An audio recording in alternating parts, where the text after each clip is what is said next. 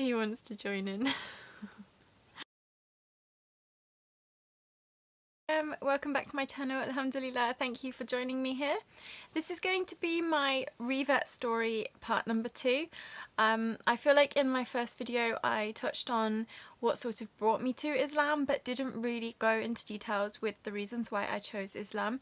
So although, you know, I've already spoken at some length with why I found Islam and how I got there, I feel like I need to explain a bit more as to why I actually chose Islam as opposed to, you know, perhaps choosing another religion.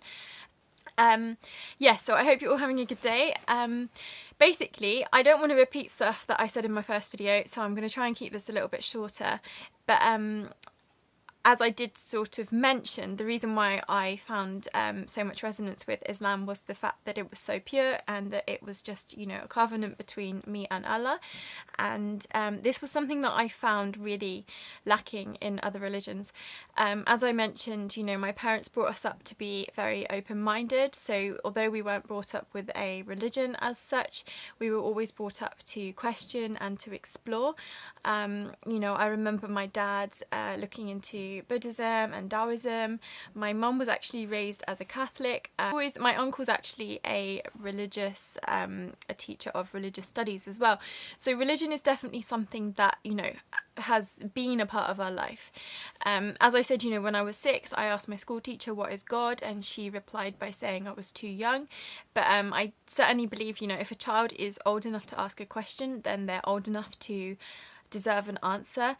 And, you know, obviously you can give that answer in an age appropriate way, but I do feel that, you know, with hindsight, I should have been given some form of an answer. I think the concept of God is one that people often really struggle with, myself included. You know, this kind of concept of this this entity that we can't see and we just have to have faith in is something that I think isn't, I don't want to say it's not natural, because I do believe that you know, before we start thinking too much about things, before we start giving names to God, before we even, you know, if we even take away the word God and Allah away from this feeling, I think we all have this feeling, you know, we all want to do the right thing. When we stand on an insect, or we accidentally, you know, drive over a bunny on the road or something, you know, we have this feeling inside us that it's not right. And I'm pretty sure that this is from Allah. One sec, Sabia's just woken up. I'm gonna have to pause this. It's things like, for example, when you know, we go outside and we see an amazing tree, and Islamically, or most Muslims, they may say, for example, like, oh, Subhanallah, or like Alhamdulillah, or Allahu Akbar. You know, these are all phrases that we use to exclaim and you know, call on God, almost as if to say, you know, thank God, or God is amazing. You know, we even if we are non-religious, or we claim to be non-religious, we will probably say something like, oh my God. You know, this is a common phrase that we all use, and I think it's obviously a colloquialism. It's something that we hear in society all the time, so we've grown up just using it, you know, all the time without maybe pondering on its meaning. But I think, you know, deep down, when we see something amazing in nature, or even, you know, something man-made, we exclaim because there's something inside our hearts that makes us, you know, call upon something other. And even if it's a man-made thing, you know, who gave man the capacity and the intelligence to make such a creation? For example, you know, an amazing ship, we might go, wow, oh my God, like, you know, subhanallah, this is incredible. And, you know, obviously the man who made it is incredible, but it's the intelligence and the capabilities behind that which are more incredible. And I think, you know, nature is a really good way to find God. You only have to walk a few hundred meters in nature, or even less, to find something that you can't explain. Whether it's, you know, the petals of a flower, or the bark on a tree, or the way that a butterfly flies. You know, any of these things, they're all examples of splendor and wonder in nature. And I think for me, like, you know, it's not just about knowing good and bad, because you might say, okay, well, everyone knows what's right and wrong, and there's nothing to do with God. But then how do we explain these amazing feats of nature? Yeah, we can put it down to science and we can put it down to chance, but for me that's God. And you know, that's certainly one of the biggest reasons why I have to believe in God, and you know, why I can't explain it. It's almost like it's the unexplainable. God, Allah, is the unexplainable, and yeah, that kind of cements my belief, really. He wants to join in. Sabir is now joining me on the floor, so if you hear noises in the background, I'm afraid that is my little boy. Alhamdulillah. But yeah, I don't want to dawdle too much. But the concept of God and, you know, the belief in something other, I think is something that when we're born, it comes very naturally, but then as we get older, we start to place too much emphasis on the you know, semantics and the meaning of words, and, you know, we start getting confused about, you know, do we say God, do we say Allah, do we? And I think actually this is kind of beside the point. Like, a belief in God, I feel, is very core to a lot of us, and it's a very natural thing to a lot of us. And it's only as we get older we sort of if we've been brought up without a religion, without a faith, we start to really almost, you know, confuse things by making them too complicated.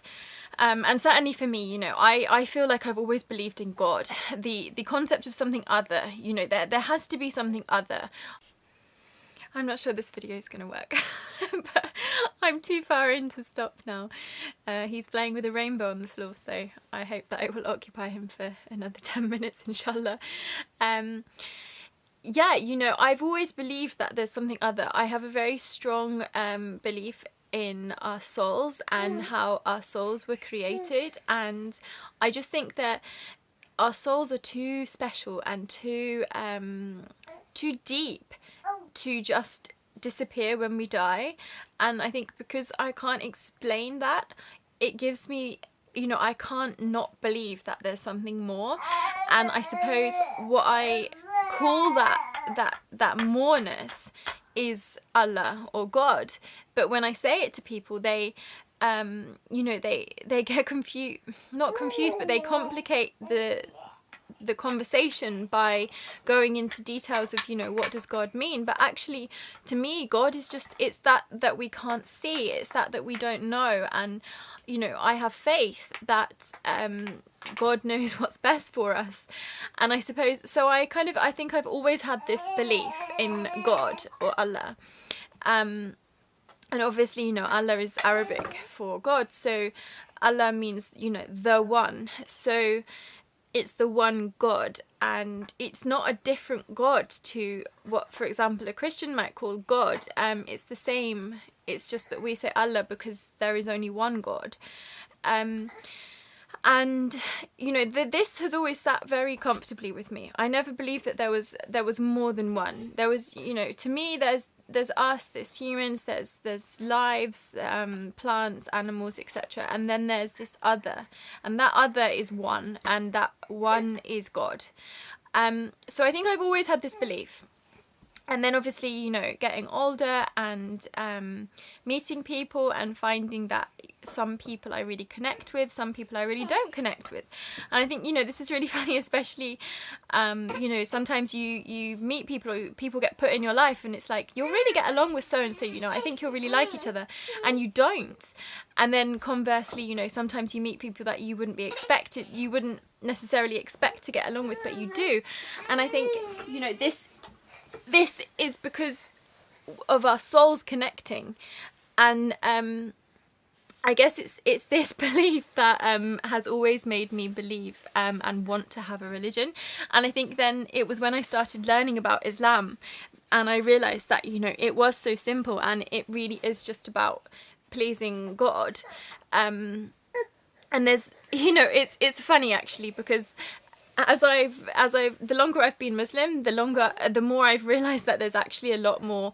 There are rules, and there are a lot of, you know, things that people add to the religion, and I think this is off-putting, and it has put me off at times. But certainly, you know, when I was first learning about religion, Islam was the one that felt most simple, and it was the one that didn't complicate things, and this was obviously, you know, why it sat most comfortably with me. So I guess, you know, that's what drew me to Islam, and that's what kind of, I guess, kept me with Islam. I think also, you know, we are very scientific people. We like to have evidence, and without having evidence we struggle to believe. And, you know, I'm not particularly scientific. It wasn't particularly, you know, a subject that I was drawn to at school, but there has always been this element of, you know, wanting to see proof, wanting to, well, if we can't see God, how can we trust that God exists?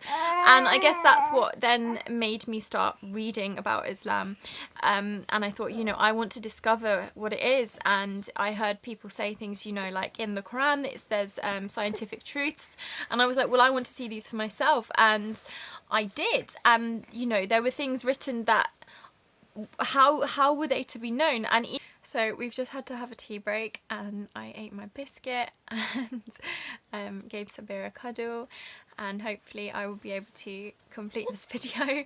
But you know, I think what I was saying was that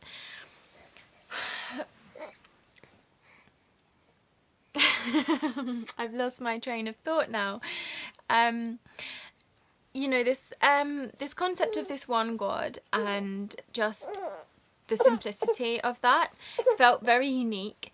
So anyway, I was talking about the Quran and the scientific truths in the Quran, such as you know, for example, the forming of a baby in utero is quite explicitly written in the Quran. And I just think, you know, subhanAllah, how would have this been known those years ago by a man who basically lived in the desert, if there wasn't some sort of divine guidance? And there was more that, you know, there's things about the weather, and I remember reading them and just thinking, wow, you know, this is actually really profound. And I suppose that, combined with the love of the faith that I'd seen previously, just kind of cemented this feeling of like, yes, this has to be the right way. And I guess by that point I didn't really feel that I could go back. And I still, you know, I never do want to go back. I struggle with some of the things, you know, as we all do. We struggle with things every day. But certainly, you know, my main belief stays constant.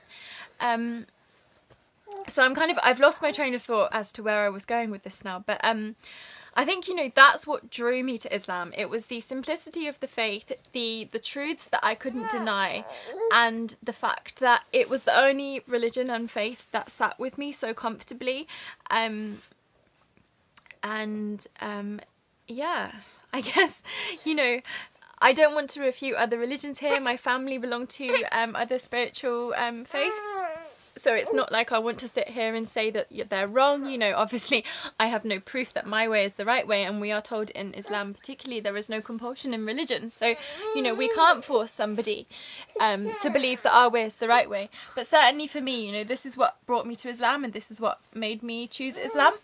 I hope that's been a little bit interesting. I'm really sorry for all the interruptions. But yeah, have a lovely evening, and I'll see you in the next video. Assalamu alaikum.